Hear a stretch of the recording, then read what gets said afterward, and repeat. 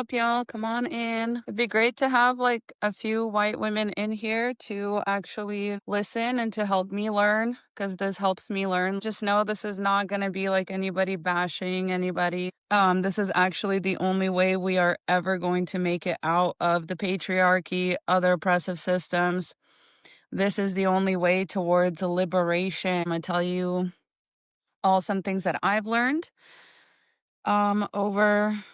over time. And this is really meant to be educational. This is not the kind of thing where I'm going to be up on a high horse. I deal with this all the time. I'm deconstructing whiteness just about every day. I realize this is not going to be very hot, but just so y'all know that all the work we do to dismantle the patriarchy means absolutely nothing if we don't do this.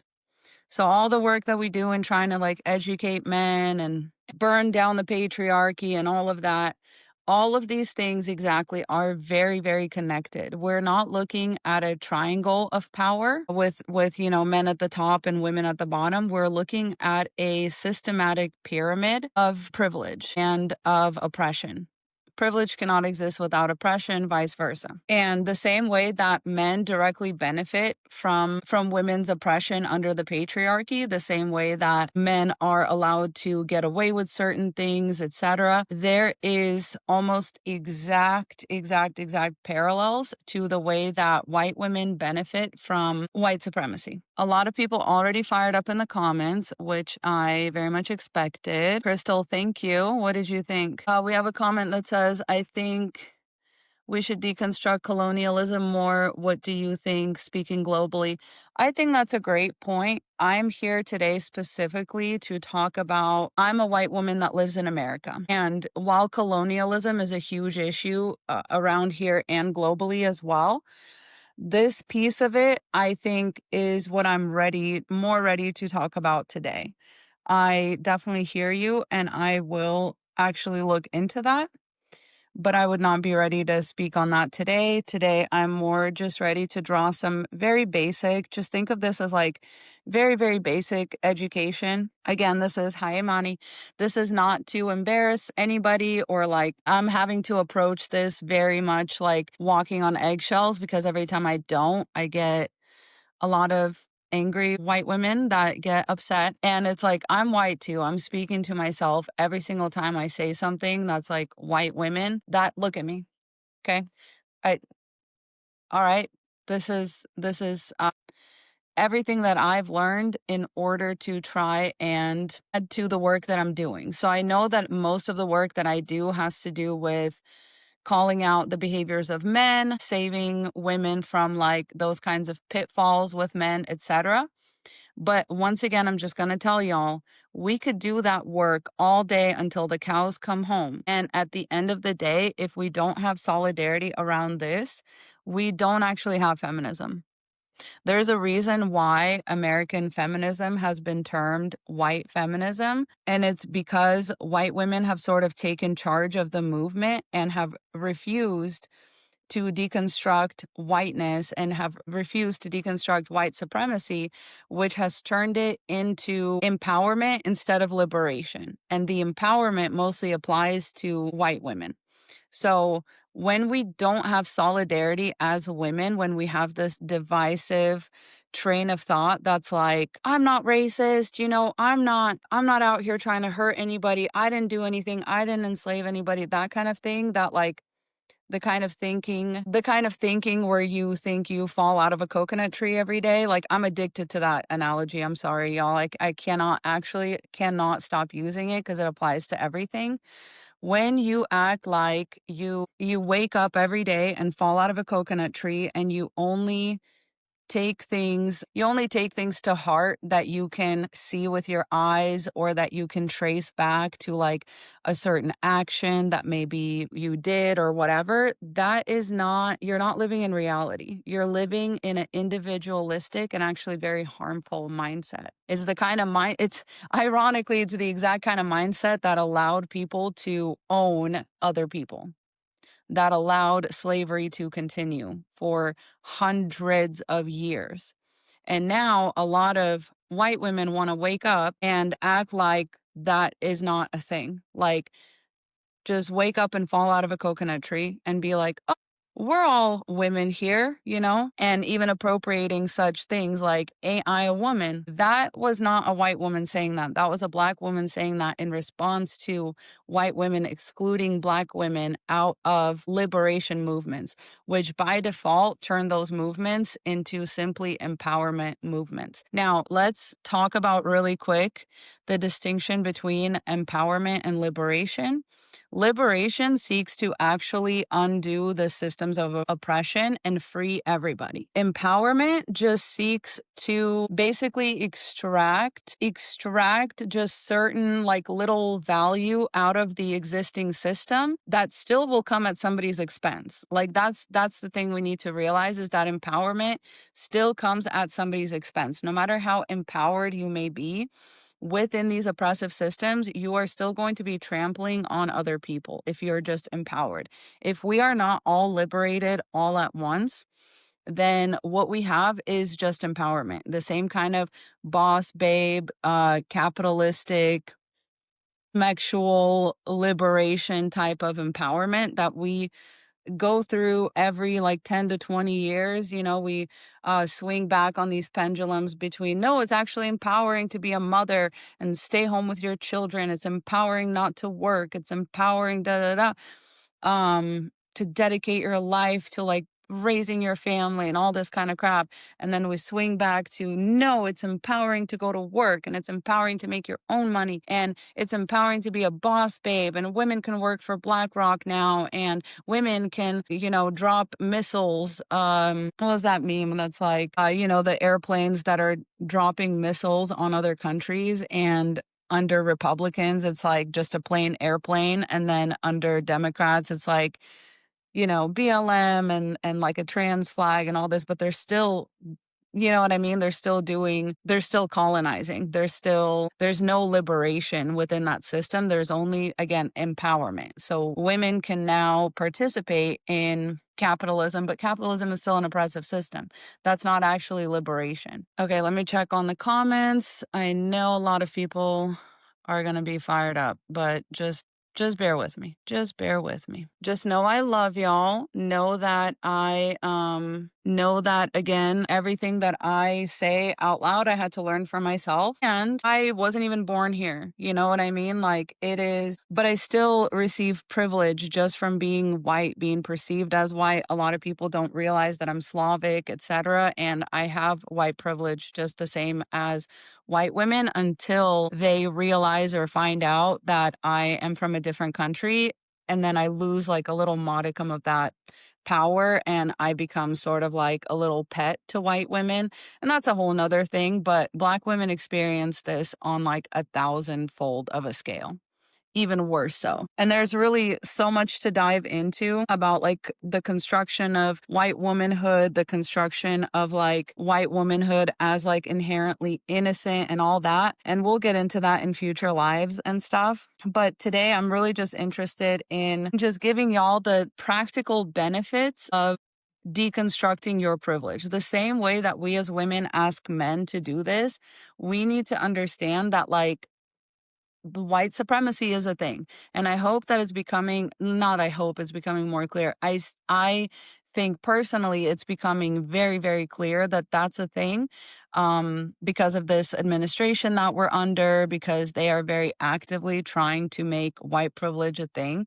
And I think it's just really important to have these conversations right now, because we all know about feminism. We all know about like we need to fight for women's rights, etc.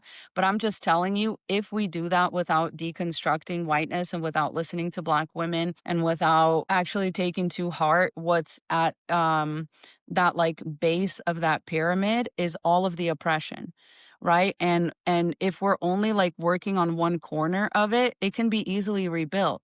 You know, this is why that pendulum just swings and swings and swings with no real results, is because we're not willing to actually uproot the entire thing. We're not willing to really dig down underneath and crack the foundation of it, so to speak. I don't know how pyramids work, just bear with me. But so I wanted to share with y'all something that I wrote the other day, and I've heard people call these things like downloads or whatever. I don't know. I had a day. I was, reading some things. I was watching some things. I was, again, just educating myself, and I I just wrote this down at the end of the day, almost like I don't want to say involuntarily, but I just don't think this kind of just came to me. I take it for what it is. All right. My fingers were just going at it. So this is what I wrote. The highest calling in life is to fight for marginalized communities. And when you don't realize this, you will waste the rest of your life trying to fill that void with meaningless performative garbage. Most white people will do anything but actually experience community in the first place, let alone fight for people they perceive as below them on the social hierarchy. But they'll do things like galas and fundraisers and put their names on legacy projects and bid on ridiculous items at charity auctions. They'll try to make a lot of money, but they'll never really be rich. To be rich is to be rich in perspective and realize it's not really about you at all. They sell you individualism, and then we all end up in hell on earth. Fighting to make things better for everyone else resonates in the universe in ways you won't believe, but you'll feel them in your heart. That void can never be filled with anything else because nothing else leaves such a universal footprint and fulfills such a deep existential purpose, because it's actually what we're meant to do in order to progress forward in our evolution, which is bringing us closer together by demanding equality for all. This gets rid of hierarchies, which eliminates our need to compete with each other to receive benefits at the expense of others. Service is joy. And if you don't know where that comes from, let me read to you just a quick little parable. It's actually just a really quick quote by somebody whose name I just respectfully am not even going to try to pronounce, okay? But it says, I slept and dreamt that life was joy. This is the American dream that they're trying to sell you, that life is joy. I awoke and saw that life was service. I acted, and behold, service was joy. And let me just tell y'all, like, this is the biggest thing you can realize in life. This whole service is joy mentality, the whole idea that some of your greatest calling in life is not really to serve yourself. It's like to see other people, and it's to give other people agency. And sorry, there's a child just losing it outside my door right now, and they're with their dad, so you just know it's gonna be a shit show. All right, give me a second. That's making it kind of hard to focus. All right, thanks for the support, y'all. Really appreciate it. Somebody said, who taught her this? Black women. If you are going to spam, you're gonna get blocked. Literally that simple. Do not spam in my live. Do not make me pull out my teacher voice right now, because I am off of like 2 back-to-back hot yoga classes, and I will not be amused by y'all spamming in the chat. This is a serious conversation that I want to have with people who are willing to listen. If you are a man, you should be listening. You're lucky I'm not fucking talking about you today. All right? You get a break today. So shut up and listen. White men, not even talking to you right now. Hey, thank you, Christina. Yeah, he's babysitting, honestly. Yes. So, okay. So for the white women that are here to learn, please drop your questions in the chat. Meet Jenny says you're giving no answers. Jenny, if you are here to listen, then just listen. What do you need answers to? Like this, I actually got some comments on my YouTube that like me reading the comments in the middle of like a train of thought is distracting to the people that are listening on YouTube. So I'm going to try to do that a little less. Please be patient with me. I also have other things I need to do today, so I'm kind of getting ready at the same time. But we're going to get through this together. We're going to, hold hands, and we're just going to start deconstructing these things piece by piece. So first of all, I just want to address that you, in fact, and I, in fact, do not fall out of a coconut tree every day. There are very real things like history, and no matter how much people try to erase it, even with all of the erasure of how really horrible slavery was, and make no mistake, this current administration is actively trying to erase this because they are so afraid of this. So if you're like a liberal white woman that is afraid of deconstructing your whiteness, just know that you are in the same exact camp as Donald Trump on this one.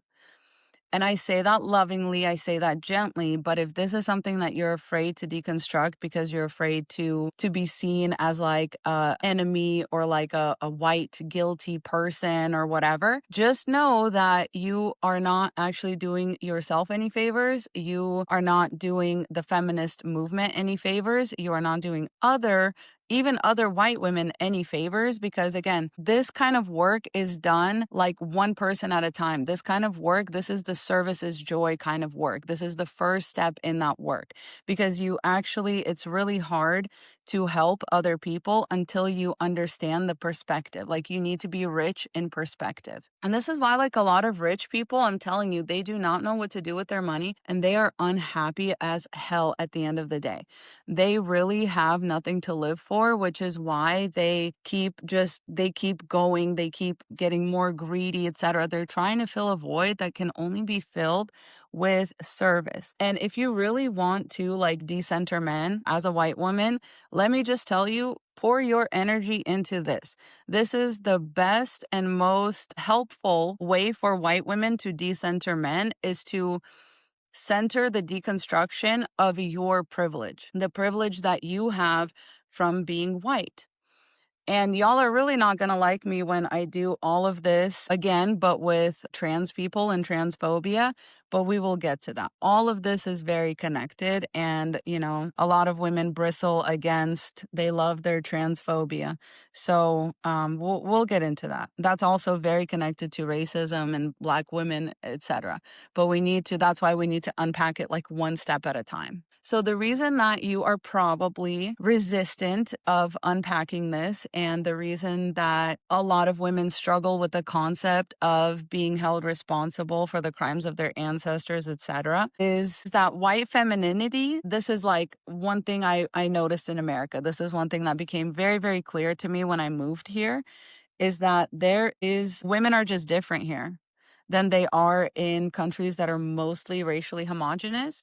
My country that I'm from, Ukraine, is not necessarily like racially homogenous, but the part where I grew up was. And so I never encountered like any other races really in real life. And so when I came here, I noticed that there was a different dynamic between all women, right? A lot of white women love to lean back on we're all women. Like, why are we being divisive? Like, why do we need to like deconstruct this like whiteness thing when we're all women? Shouldn't we unite on that, like, etc.? And they don't understand that like they're the ones creating division, because Black women are women too, and they're asking to be seen, and they're asking to actually be united with. And when white women don't want, it's the same as like men, they're like, oh, I'm a feminist, I'm an ally, like now you have to sleep with me. Like, it's the same kind of thing. I'm going to keep drawing these like parallels over and over again, because it's like a lot of white feminism is actually very performative, because white womanness is performative.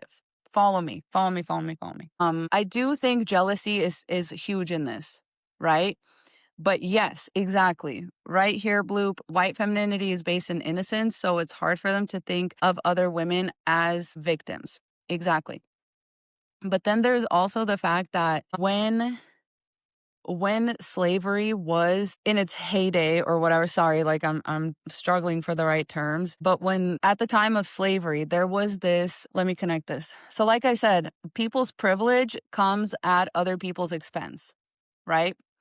So what happens is, and I've done this illustration before with the patriarchy and like men and women, and how there's like, once you platform somebody, automatically the people that are different than them receive like a lack of privilege. It's like your privilege is in the negatives, which means you're actually being punished so that these people can stay on top, right?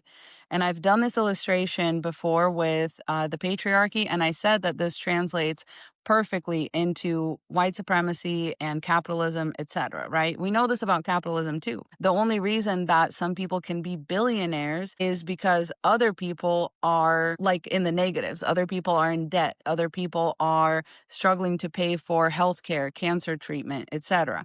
Also, wealthy people need poor people, exactly, just like white people need Black people. And basically, what allowed the abuse of a lot of Black people was the pedestaling of white women as a protected class, as this like protected female, this pure, must be defended, like kind of trope. And this was often done via racial terror, right? Like Black men, like justifying the lynchings of Black men, etc. So this framing positioned white women as virtuous, vulnerable, and in need of protection. And simultaneously, again, I'm really thankful for those of you that are sticking with me, because this is like really kind of a mind fuck to try to put together, because it's not something we talk about a lot as a society. And so I'm trying to like draw the same parallels that are so easy for me to draw with men and the patriarchy, but this is what it is.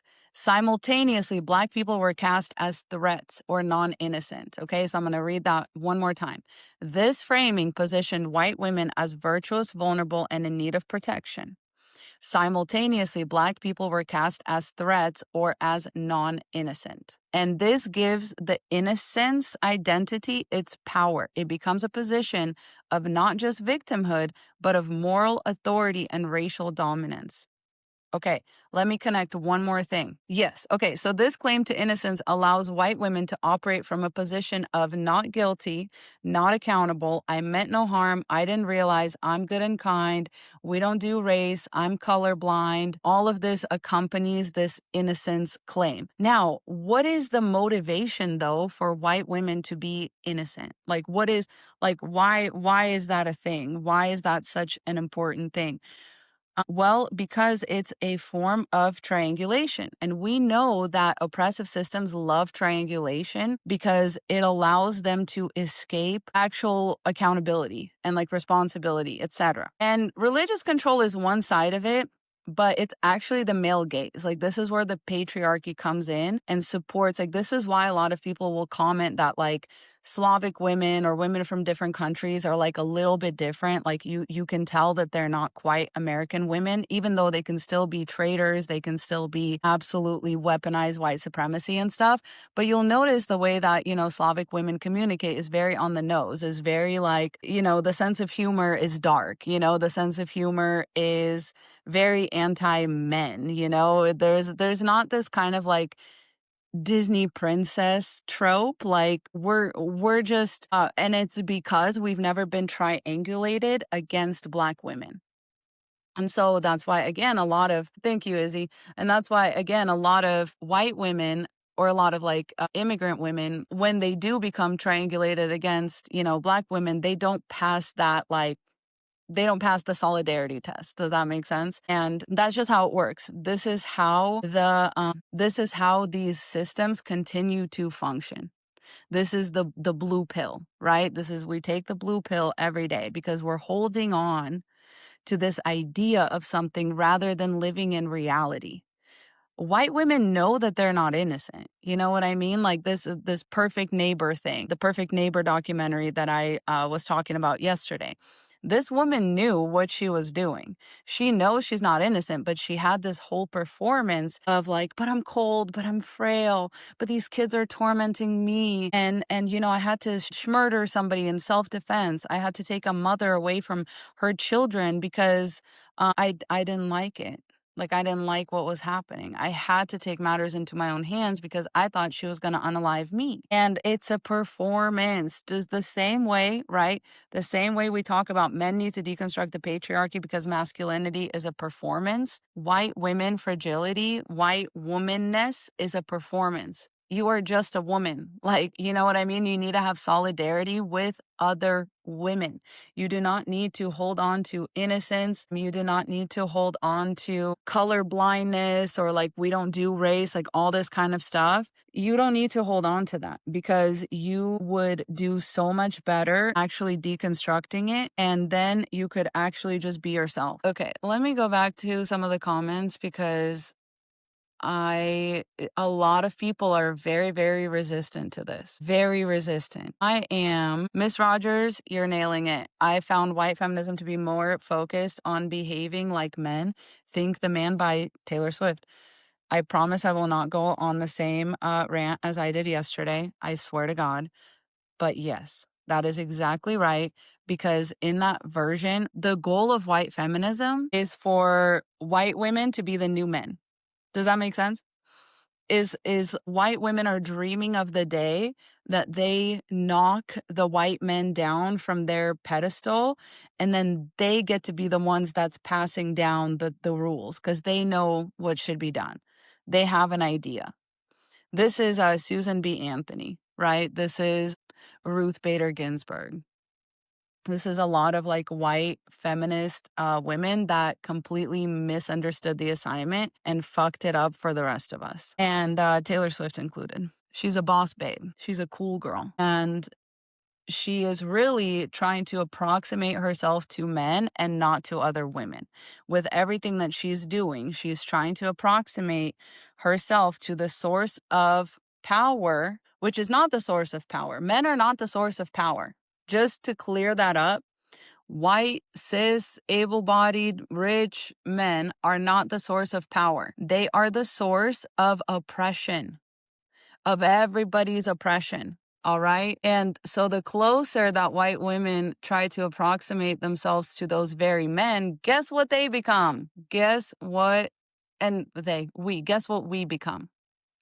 The closer that white women are to like I'm going to make more money than him, I'm going to buy his house from him. That's all good and well. But you really are just becoming a landlord. You're really just becoming a colonizer. You're really just becoming a capitalist, which is the source of oppression. It's not the source of power. You're not going to do anything with that money. Do you know what I mean? To actually help other people on a big scale. And I will give a huge shout out to Taylor Swift because she does do really good things with her money. But at the end of the day, does she represent empowerment or liberation? I would say empowerment. I do not see a liberated woman when I look at Taylor Swift. I see someone who is very much in this white woman mentality, who is still ultimately appealing to the male gaze, and to whom the spot where like men sit is the ultimate like finish line of feminism, which is crazy. Why would the finish line of feminism have anything to do with men? Men are the final boss of the patriarchy. Being a man is the final boss of the patriarchy.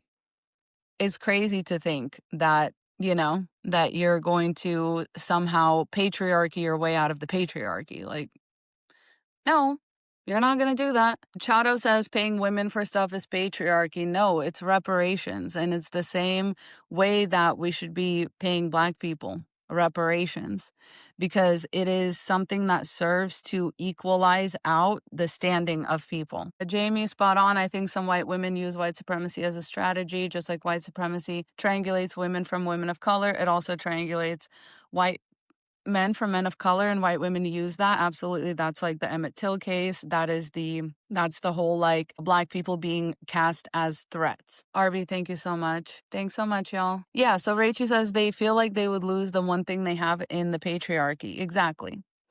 And so what white women are really doing, if you can imagine them as sort of this, because there is this duality, right? Like there is legitimacy to white women saying, but we're oppressed too. We're oppressed by the patriarchy too. And so there's this like kind of fine line. There's this weird balance that white women have to strike in between. We are oppressed, yes, but we are also oppressors as long as we are ignorant or uneducated of that privilege. Is the same way that men will say like, but everybody does it, but all the other men do it, or like that's just always been normal, that's just part for the course, and it's the exact same way that women refuse to acknowledge their privilege, that white women refuse to acknowledge their privilege under these oppressive systems. And what that does is triangulates them between appealing to white men and having solidarity with other women, with all other women. Let me pull my notes back out real quick. So the same way that men benefit from the patriarchy, power, safety, status, the same way women benefit from white supremacy. White women benefit from white supremacy. And it's literally in the same exact way. It gives you power, it gives you safety, and it gives you social status. Your body is literally viewed as more valuable from the time, and they've done studies on this, from the time that Black girls are 5 years old, they are viewed as less worthy of protection. They are viewed as older. They're viewed as more responsible. They're viewed not as children. And they're 5 years old. When a little white girl is 5 years old and something bad happens to a little 5-year-old girl, people have a very different reaction. And this is why I say we didn't fall out of a coconut tree, because we have this social memory complex of racial segregation, of things, of little white girls being weaponized in order to justify the lynchings of Black men, and to justify the beatings of Black women or the murder of Black women. In her book, They Were Her Property, Stephanie, oh my gosh, I'm so bad with names. Let me look it up real quick. Stephanie Jones Rogers says that, like, during the time of slavery, when little white girls would grow up alongside little Black girls, and they very well understood that we're like slaves, and they would very well understand the power dynamics there.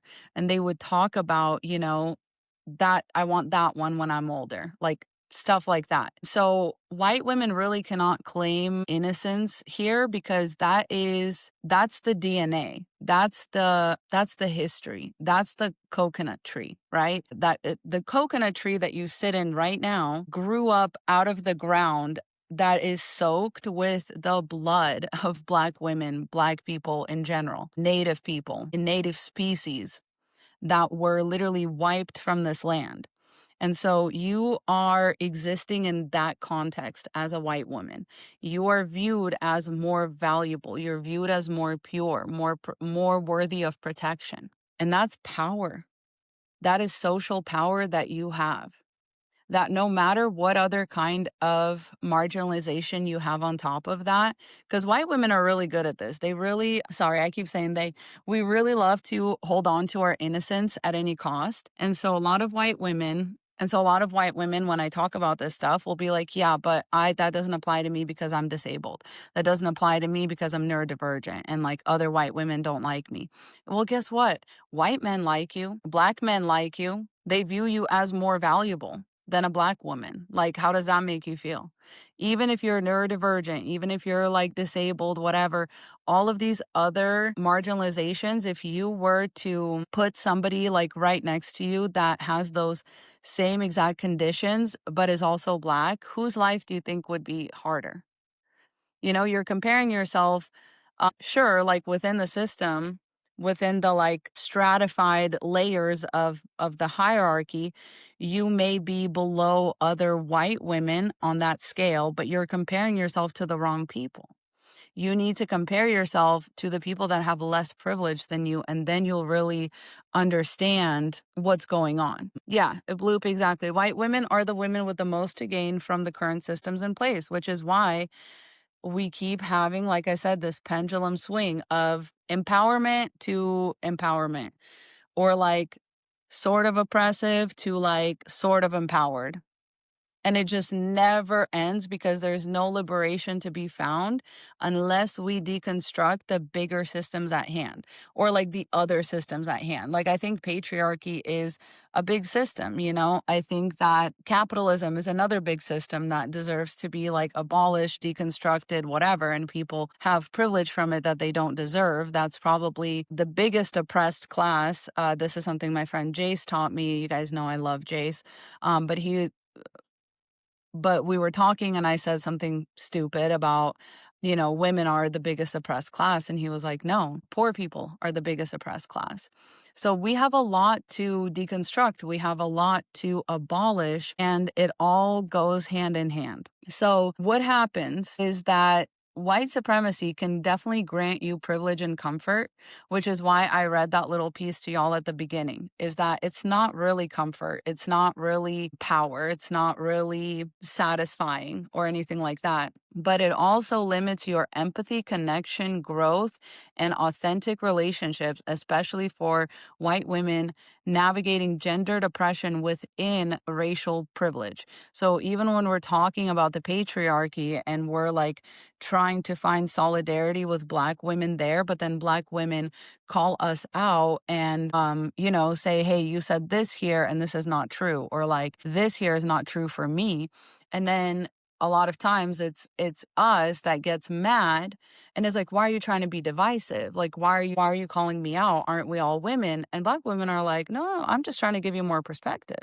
I'm actually trying to educate you. Like, you should be actually paying me for this or something. Cause like, why don't you know this? If you claim to be a feminist, why don't you know this? And we don't know this because we have a million blind spots, because that's really what privilege gives you. That's the end result of privilege and comfort, is actually just like horse blinders and a very narrow perspective that you will. And that's what I mean, is like a lot of white women are so dedicated to the male gaze and so male centered because of that, because they don't want, like I said, the best way to decenter men is to focus on deconstructing your white privilege. Because when you don't do that, it's very easy to be male centered. I hope that makes sense. I need to cook there a little bit more. That's a little undercooked, but we'll get there. We'll get there. Laura Lick says, but you're a white woman. Laura, you get a star. Good job. What? I know. I think I'm aware. And that's why it's important for me to know this stuff, because I want to have solidarity with all women and not just white women. Like, what do you mean? Y'all are so funny. It's kind of like when people, this is why I love the public offender, because like, first of all, very accurate name. Like, like men always will be like, but you're a man. Like, why are you sitting here? Like, yeah, I'm going to be like a white woman traitor. I'll let the non-white women speak. They do, and white women don't listen. So that's why I'm coming at it from like, let's deconstruct this together.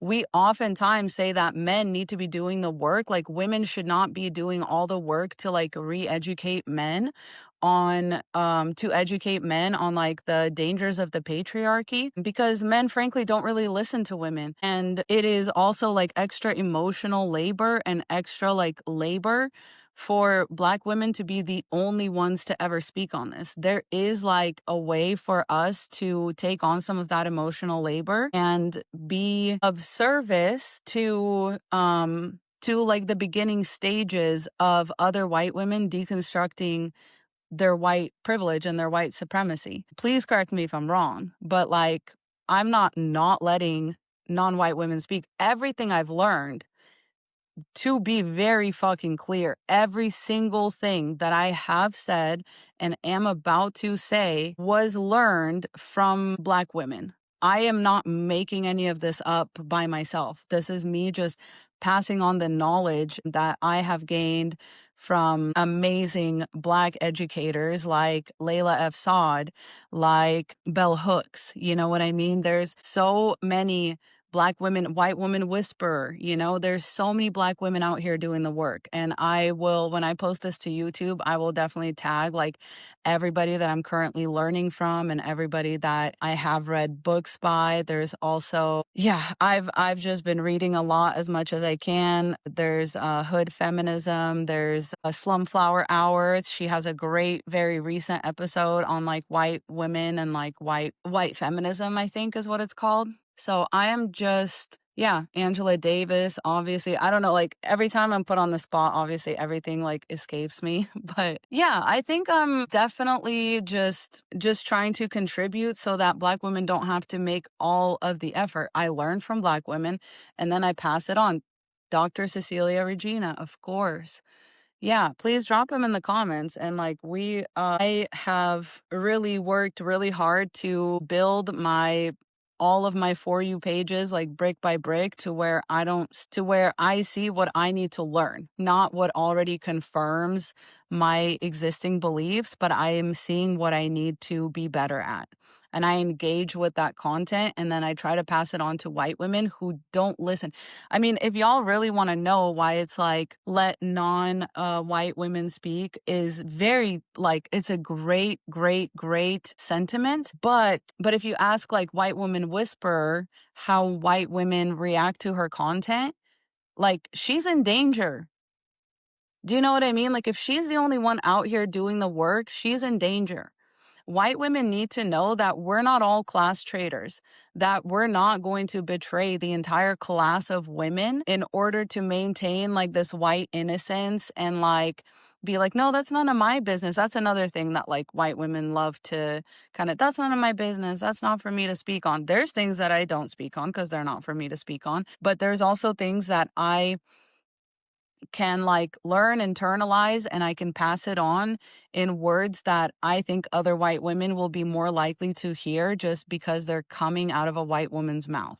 Yeah, diffusion of responsibility. I think that's ultimately like a good thing. If we had more men educating other men on the patriarchy in ways that don't like benefit them, in ways that's like, no, no, no, this is what we need to look at, like this ugly thing, this thing we don't want to look at. All right. Because a lot of men will be like, yeah, like, and more women will fuck you if you're nice to them. Oh, and if you do chores around the house, then your wife will have sex with you. And, men, if you paint your nails, then you can get bitches. Like, we don't want men like that out there. Okay. We don't. In that case, it's like, let women speak. But then there is the occasional man who, like the public offender, will go out there and be like, masculinity is a joke. You need to like give up your privilege because it's actually not privilege.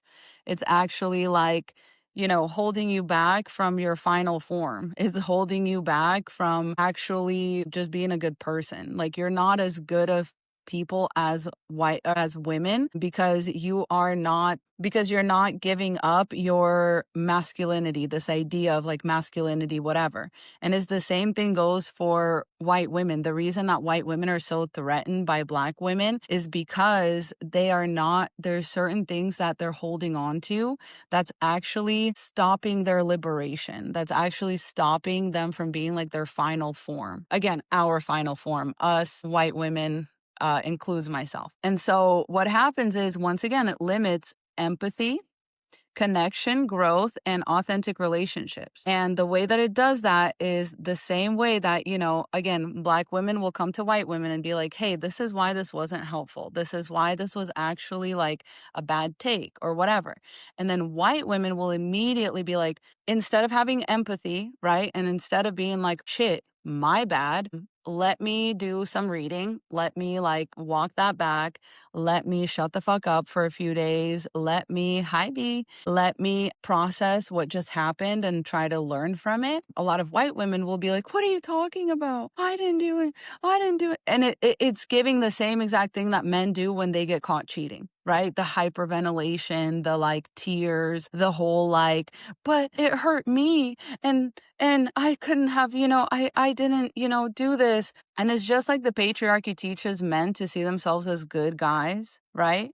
Whiteness teaches white women to see themselves as innocent or nice. And both systems depend on that denial to survive. So as long as men view themselves as good guys, providers, leaders, masculine, they are upholding the patriarchy. And as long as white women teach themselves or see themselves to be innocent, nice, well-meaning, etc., then white supremacy gets upheld. And 50% of white women vote for Orange Man because it's really about what benefits me. It's the same. It's like bro code. It's the same exact thing as bro code. Okay. Thank you, SoCal Smitty. That's very nice.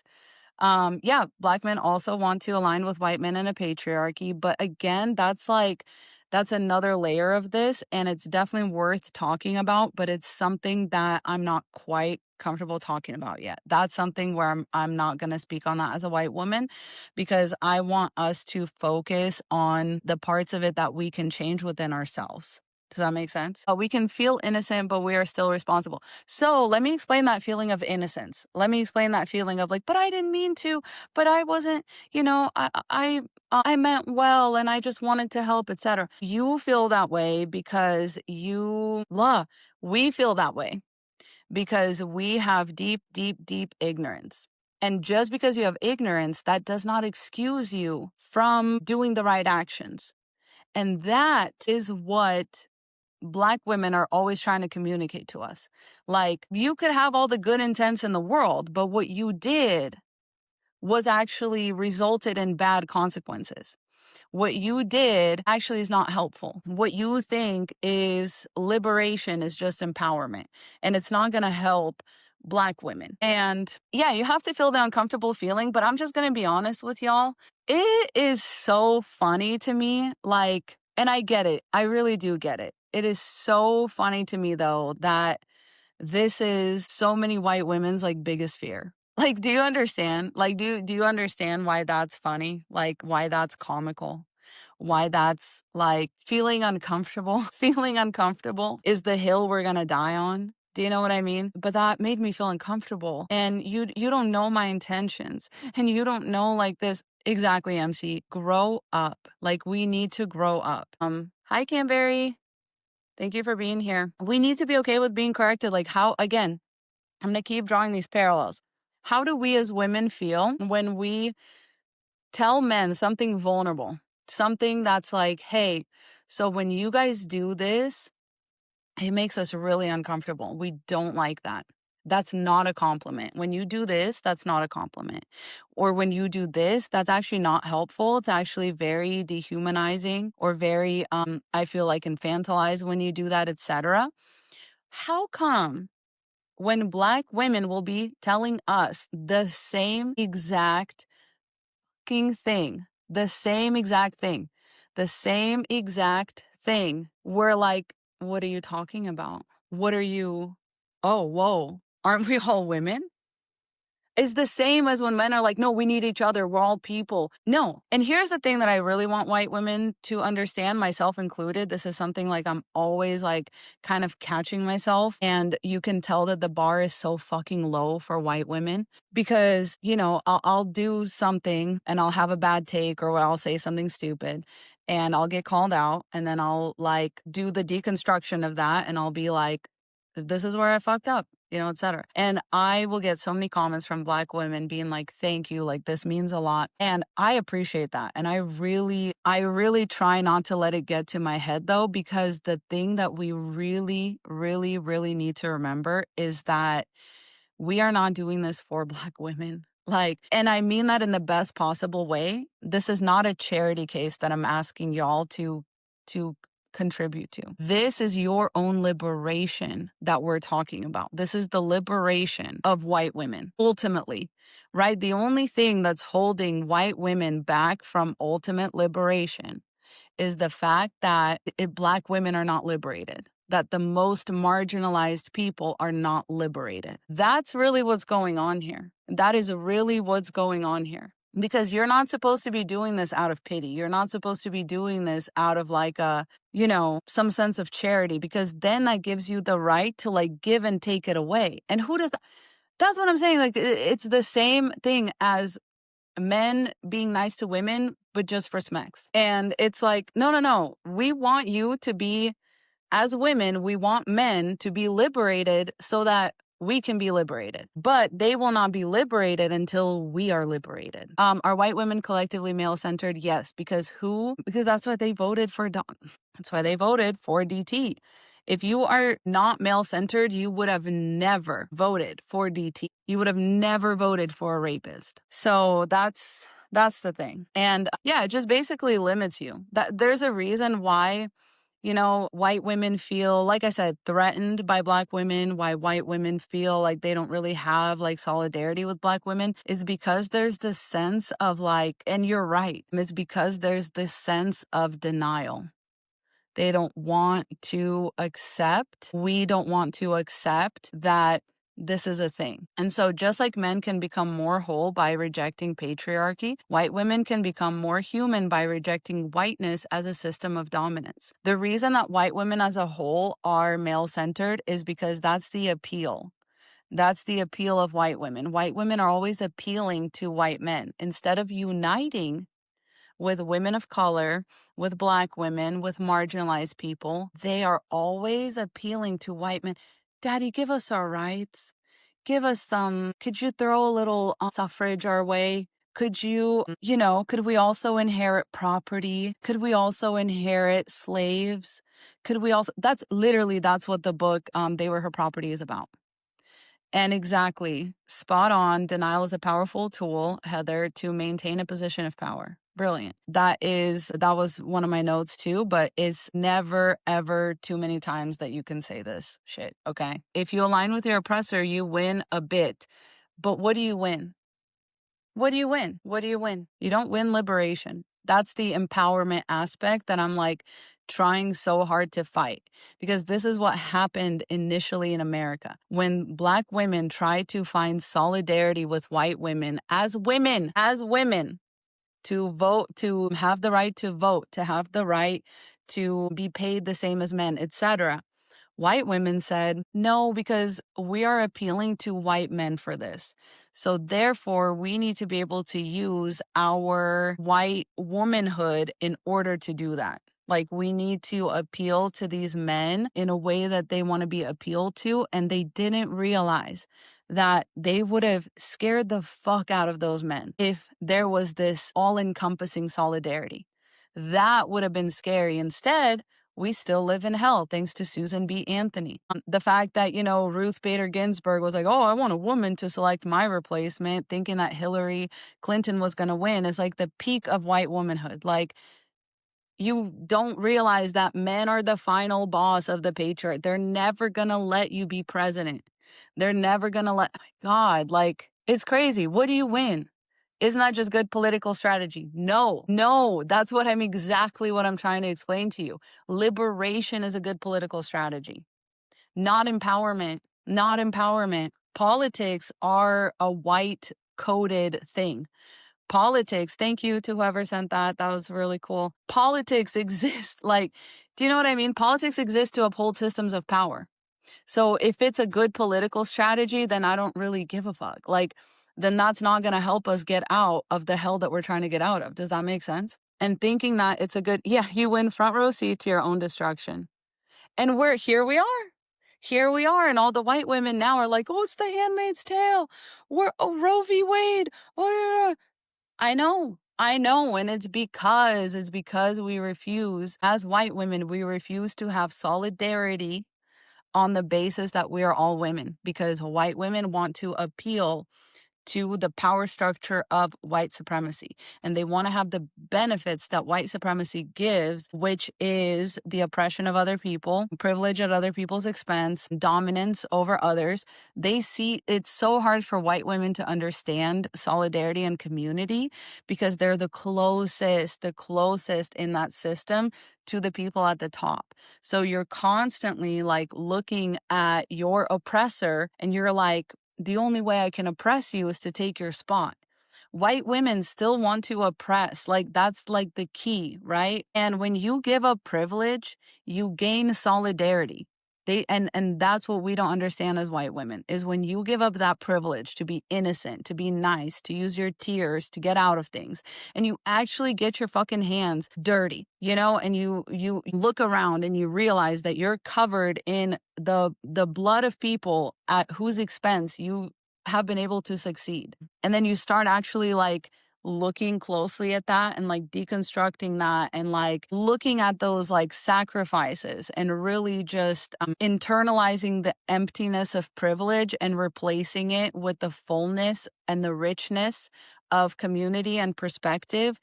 When I tell you, like, it's not scary at all. Like the first part is kind of scary. You're like, man, people are going to think I'm a dumbass. People are going to think I'm just, a racist, whatever. If you were a racist, you would be denying. Does that make sense? Denial is racism. Saying, hey, I fucked up and I did something racist, that's anti-racist. Does that make sense? Saying, hey, I fucked up and I see that, that's the only thing that Black women want. At the end of the day, at the top of the list is like, open your fucking eyes. Stop being like, oh, I don't know. What did I do? What? Huh? No, I didn't do that. I didn't do that at all. Like that. That's a misunderstanding. I actually didn't say that and I didn't mean it like that. And now I'm sad because you're accusing me and it's like, okay, great. Like, let's all just put a fucking blinders on and let's just march all together straight to hell. Like, what is the point? What is the point if you don't see, again, imagine men doing this. Imagine you tell a man, here's how your privilege hurts me. Here's how when you are like in the boys club or whatever, you guys have bro code at work, that hurts me. It deprives me of opportunities. It like dehumanizes me. When y'all close the doors and you have these meetings without women and you take credit for our ideas, etc. And the men are like, no, we don't. Those were our ideas. You didn't actually think of that. I thought of it and then you just said it out loud and then I repeated it, but I thought of it first. Like what is happening there? Is anything good happening? Yeehaw. I'm just asking. What does liberation look like and entail A to Z? That is a great question. And I think like step one is literally is stop denying it. Stop denying it and just accept that it's a thing. And then educate yourself. The second step is educate yourself. The third step is change your actions, change how you react to things, change how you respond to Black women who call you out. And please, like, stop me if I'm wrong or stop me if I miss a step or whatever. Stop me if whatever I'm saying is not helpful. I'm just trying to be helpful. And I'm very open to the fact that I'm wrong and I have a lot of blind spots. But it's like, stop denying it.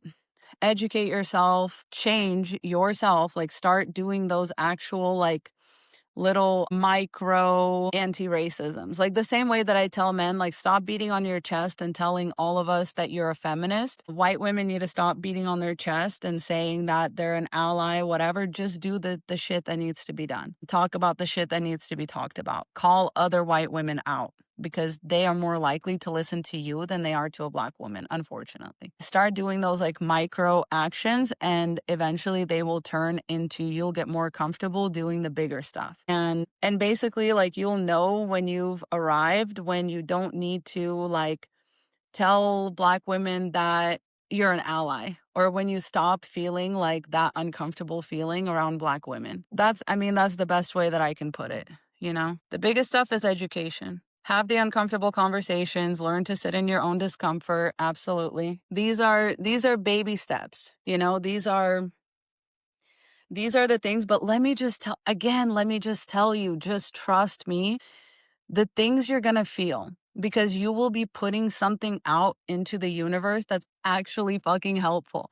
You will be putting something out there that like no amount of being right or being perceived as like an innocent white woman would ever do for your soul, like your self-fulfillment. And I really, I will say this may be like controversial, but I will say that now that I am not a Christian, haven't been a Christian for like a long time, I understand the words of Jesus like more than ever. And I really understood them the first time I went on a certain kind of trip with mushrooms. And I literally woke up from that trip being like, there's work to be done. There's so much work to be done, and it's my work, and it's gonna be it ain't much, but it's gonna be honest work. I will probably never receive like accolades, and I don't want them, because I'm not doing this for other people. This is not a charity case. I'm doing this for me. This is healing to me as a white woman, first and foremost, right? Black women, just like when we say like women would be fine without men, like Black women would be fine without white women. It's us that need to heal. It's us that need to look at this and be like, what have we been doing? What have we been focusing on? Because there's really this like toil service type of work that needs to be done on a micro level every day. And the biggest change that you can make is within yourself.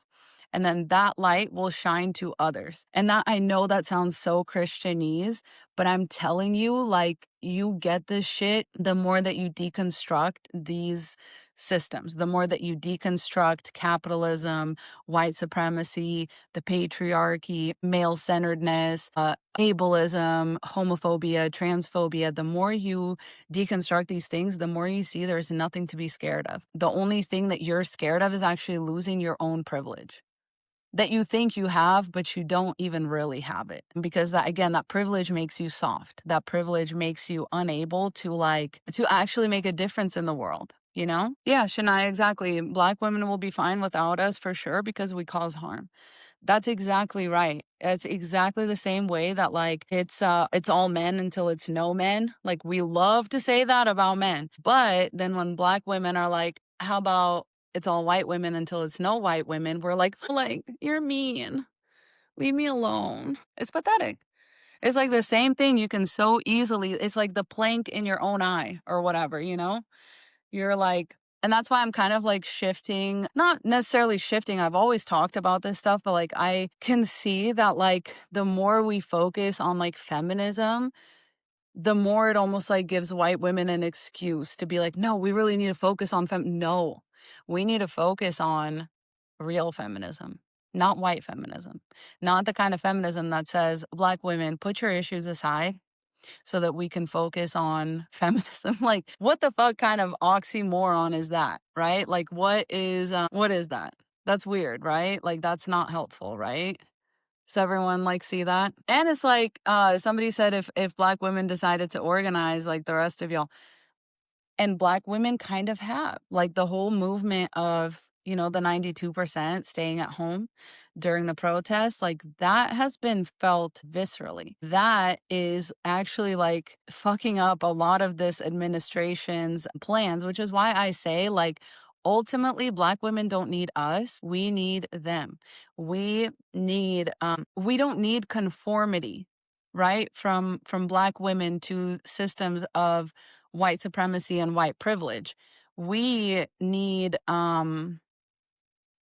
we need to stop living like a fish in that system, in the waters of that, because we're not evolving.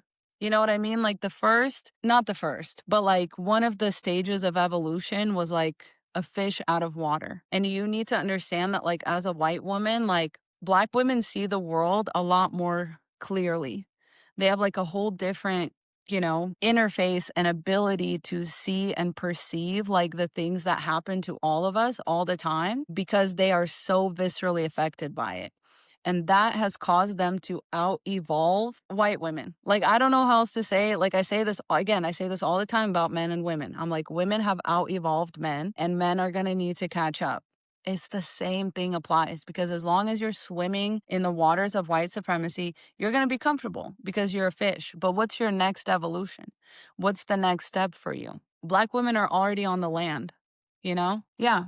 And yes, collectively hypervigilant is definitely the reason, unfortunately, for that kind of evolution. But that's the thing, is that like we are behind now because we as white women, thank you, Slam. We as white women are not keeping up in that kind of hypervigilance because we don't care about Black women, like as a whole. It's like we're just worried about saving our own ass and never feeling uncomfortable. Like a fish out of water feels uncomfortable. There's a reason why that's like a phrase that we use to describe like somebody feeling uncomfortable. And that's how it's gonna feel. I don't know what else to like tell y'all. Like that's how it's gonna feel for a minute. But you'll get more comfortable and then you'll be able to like look back at the water and be like, yeah, that was kind of limiting me. Now I see a whole nother world. Now I see a whole nother perspective. And that's riches. That's the richest you will ever be. Yep. Zasha, exactly. Fear of losing access to patriarchal power caused them to police Black feminism. Again, I'm going to draw another parallel. We oftentimes say this about men, that beware of men who call themselves like feminists, because a lot of times they're really just trying to like police the movement. They're trying to be like, yeah, this stuff is cool over here, but if you do this, the men are not going to get on board, sweetie. And it's like, we don't care if the men get on board. We want what we want, you know? We're willing to fight y'all at this point. And I feel like it's just the same exact thing, but we don't see it because we're white women and because we have those blind spots and because we have that fear of being seen as not nice, not innocent, not like, thank you, just not good enough or whatever. And it's like, no, you'll never be good enough as long as you keep denying the things that you need to work on. That's what makes you not good enough. That's why you feel that way. Because subconsciously, you're missing some really important, like subconsciously, if you were to really think about it, you would be able to admit to yourself that Black women have a point. They have a million points. They have a million good points about why white privilege is is going to sink us and not really, it just doesn't belong in feminism. And white women are like, no, but I like it, but it's nice for me. And it's like, okay, well, then you get to stay in the water. You get to just be a fish. You'll never be a bird. And fish are cool, don't get me wrong, but it's like cool to be a bird. It's cool to evolve. It's cool to try something else, especially if the waters that you're swimming in as a fish are like also full of shit, like and oppression, and I don't know. My metaphors are getting all mixed up. White women culture is Miss Rogers. White women culture is hyper competitive for men's valuation. We don't build a safe community. That's just somebody who gets it, because exactly. White women, the reason that men were so successful in triangulating white women and black women is because they oriented it around the male gaze. And this is why I've made this video before. Some of y'all will remember the one about the reason that white women hate seeing white men with beautiful black women, or just black women in general, is because they feel like something was taken away from them. The man was a reward. The man was always a reward. And they're like, why are these angry black women getting the reward? I am meek. I will walk on eggshells around a man. I am innocent. I am pure. What are they doing? What is this? And that's why a lot of black women rightfully called out Taylor Swift's lyrics as microaggressions, because she's like, see, you finally see the light, Travis. Welcome. Welcome to the daylight. The night is over, babe. Like, oh my God. He's kind of a prize in a way to her, like a double prize, because she's like, now he's come around. And now he knows, like, that's why she's kind of like playing up the whole my man, my man, my man thing. I don't know. Yeah, if you need your oppressor's approval, you're not liberated. Exactly, Arby. And that's where a lot of white women get stuck, which is why I say this is the remedy to male-centeredness. If you want to decenter men as a white woman, you need to deconstruct whiteness, because then you will not care that it just will automatically like point out to you exactly how stuck you are in that wanting of male validation, in that pursuit of male validation. It's really stopping you from living your best life, but you don't realize it because you think it's a prize. And that's why you lack, that's why male-centeredness is so unsatisfying and such a worthless pursuit, because what you're really craving is like solidarity with other women. You're craving even just solidarity with yourself, and you can't have that when you're trying to appeal to your oppressor. Like that's, Y'all, I'm so sorry. I don't think I have any mods in here right now, and so comments are getting hidden, and I'm just not keeping up with unhiding them, and I'm so sorry. Shania says, can we pay black women reparations somehow? Yeah, there's the first step to that would be to have black women in your life and then go from there. You know what I mean? There's also lots of amazing black creators on this app that could use financial support, financial help. Dr. Cecilia Regina just came out with a book. Buy the book, buy several copies and give them to your friends. Just about every black woman I think that I follow has some way to donate to her. And there's Francesca Ramsey. There is a creator who goes by Black Girl, Black Girl, Black Girl. Like, again, I'll tag all of this in the YouTube version of this. There is Jamila Bradley. There is my friend Jace, who is a trans man, but that's reparations. There is so many. White Woman Whisper, you can donate to her cause. Drop them in the comments. Sorry, y'all. I just always go blank when I'm put on the spot. But yeah, the first step is to, follow the black women, have black women in your life, and be of community to them. That's your version of reparations right now. That's something we're still working towards as a society, but again, something I now understand that Jesus said was like, give your money away. Like, give your money away. My husband and I actually structure our lifestyle very intentionally to be able to do that. And we probably get rid of about, and I'm not bragging on this, it's just like a fact of life, but we probably give away close to like $1,000 every month, just being like GoFundMe, PayPal, Venmo. And this is not something I like talk about because it's not, it's not, again, it's not charity. It's reparations. Like, I should be doing that. Even though I'm not from this country and whatever, I benefit from the oppression of Black women in this country. So we repair. We do reparations the best way we know how, you know? Put Black women on, that's a form of reparations as well. If your job is looking to hire somebody, again, the first step is to actually have Black women, Black people in your life. And then you can recommend them for jobs. If you work in the creative field, cast Black women, there's so many ways. There's all of these things count and add up. And the more of us are doing them, the more it's like reparations are happening regardless. Take matters into your own hands. That's the other thing about white supremacy, is that it acts like there needs to be a precedent, or there needs to be like a reason to do something. Like, just do it. Thanks, Mercury. Whoa, are you Christian religious? I just said no. Haven't been for years and years and years. But like I said, Jesus had some good thoughts, Don't sleep on the things that he was saying, because he was deconstructing things, and that's why they killed him. All right, that's why they hated him, because he spoke the truth. And so many churches will go out of their way to misinterpret his words, to be punitive, to be like, to be threatening or whatever. And he was just saying, like, you're all one. You're all one.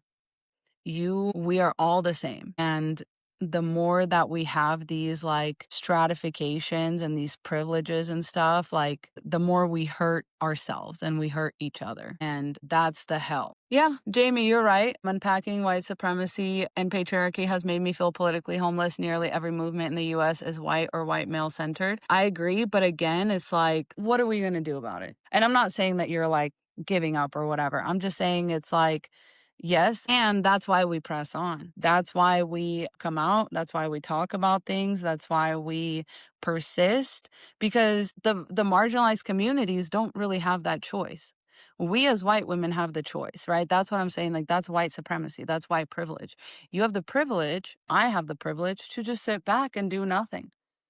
And then nothing changes. And then they come for me. You know what I mean? Like, first, they're always going to come for the most marginalized communities, right? That famous poem, that first they came for blank, then they came for blank, then they came for blank, and when they came for me, there was nobody left to speak out for me, because I did nothing when they were coming for all of these other people. Y'all realize that was written by a German person at the time of, World War II, and at the time of the word that I'm pretty sure I cannot say, but you all know exactly what I'm talking about.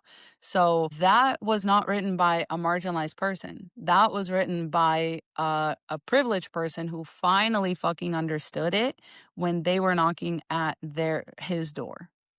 And so we don't want to do that. Right? That's the point of doing this work now before it's too late. Sasha, that means so much to me. Thank you so much. Brandon's in here. What's up, Brandon? Thank you, cousin Darius. I feel so hyped up right now. Thank you. The eyeshadow is, yeah, I'm really liking this. It's About Face. This little thing was like $25, but I can tell it's gonna last me like so long. I'm probably gonna have to throw it away before it goes bad, but yeah. Brandon, I cannot find your early comments, but I'm sure you were saying something good. BurbNBougie, yes, please donate to BurbNBougie, because again, part of like white women privilege is that she has now made 3 different TikTok accounts that keep getting banned, and they won't give her an explanation. So she cannot make, or demonetized. So she cannot make money on TikTok. There's Therese Lee is actually just coming out with a brand new series that only costs $10, and you can get it on her website. And it's all about it's all about the patriarchy, capitalism, witch hunts, etc. So very, very valuable information. We're having her on the pod, obviously. Let's see. Sovereign Woman, my queen, it's her birthday on Saturday, tomorrow. So y'all can send her a little cash to have fun. There's so many. I wonder if my following list is public, because you can find all those people there. Do you know about the People's Sick Day? I do not. Cousin Darius, could you enlighten us? I will. I'll link to the show. I'll link to everything. Thank you, Shaha. And I will say that blush was pretty cheap. It's like a color pop blush, but sometimes you can tell it's gonna like bang. Like you can just see that like it's gonna be good. And I use it in conjunction with this Juvia's Place blush, which is amazing, amazing stuff. And I use the bronzer too. And I'm waiting for them to restock the concealer so I can try it because it looks so good. And that's like another thing that you can, oh, okay. So no spending at stores, Amazon, no gas, no grocery stores, no work if you can. When are we doing this? I'm just a girl. I'm going to follow you real quick so I can support as well. If you guys find the comment from I'm Just a Girl 03, small biz owner, relaunching my apparel brand, any support helps. Cash App, she gives her Cash App. And please put that in your bio as well, if you don't mind, so that people can just go to your profile when I tag you in the video on that I'm gonna post to YouTube. And so Cousin Darius, I actually like I'm pretty close to already not doing that. Like I only shop. And again, it like takes privilege a lot of times to participate in these movements, which is why I don't ever want us putting like pressure on Black women or Black people to do this stuff. But as white people, we can definitely withhold our money, especially if we are living in neighborhoods where we have access, like myself, to co-ops, to small farmers markets, etc. You can find there are plenty of Black business owners at farmers markets, night markets. My area is like notorious for these, and we go ham at those places. Like this, one of my favorite lip glosses I got from It's Poppin'. I found this at a little Christmas market, and she is at It's with 2 S's _ Poppin'. I'll tag this as well. But look at this. It's so nice. And she also sells like lip oils and stuff. And it's all, this is a Black owned business, and it's my go-to recently. Boycotting general strikes, unionizing, absolutely. Hermit Sapien, done. Is it like a peach gold? It's actually clear. Like it goes on as clear, but it looks very gold peachy. But it's not, do you see it? It's not like clear. It has a little, it's popping. I'm telling you, it's so good. Haven't shopped at Target since January, but still shop at Amazon. And the thing is, a lot of people will like, we don't want to take these kind of like movements or whatever too far to where we're over marginalizing people. So some people just are disabled and so they have to shop at Amazon. Like I will never demonize anybody who cannot participate in these movements because it's like really hard. So just do what you can. Do what you can. Support Black business wherever you can, local co-ops, whatever. But just be mindful that you're not putting undue pressure on people that are not able to do the same types of activism as you. Some people's existence is like activism in itself because it's politicized. Like their very existence is politicized. So just do what you can. Because again, this is like another tenet of white supremacy is like taking things to the max and just being like, and applying it across the board and etc. Yeah, lots of small businesses sell on Amazon. You can still find what you want to support. You could still support all the right causes. A lot of these retailers like have now basically capitalized on us wanting to support people that have been marginalized and have been difficult to support. And they see that and they capitalize on it, but hey, joke's on them. Regardless, it's like we got what we wanted. Cousin Darius, thank you so much. So November 25th through December 2nd. So basically like Thanksgiving break. We're not shopping. We're trying not to go to work if we can. Let me see what else. So no spending at stores, Amazon, no gas, no grocery stores, no work if you can. November 25th through December 2nd. Let's all bookmark that. Black Friday through Cyber Monday, hit 'em where it hurts. I love it. Yeah, a week would be better. A week would really show them. I'm so serious. Protest Black Friday. I have been really, those deals are not even good, y'all. And again, do not be obtuse about these things because there are people that need to take advantage of those deals financially. Okay. So a lot of people, we don't want to come from a place of privilege and demonize people that are already oppressed or already marginalized. Okay. So just do what you can. All right. And on that note, I think I am officially out of brain juice. And so at this point, I don't think I'm going to be saying anything too much more helpful. But I will be back. I'll post this on YouTube. I love y'all. Thank you so much for being here. Thank you so much for your support. And please, even if you stayed for this whole live, but you missed like the links or whatever, you missed those creators' names, just check my YouTube and then I'll list everything as much as I can. Cousin Darius, thank you so much for that info. I have followed you back. And yeah, thank you so much for the support.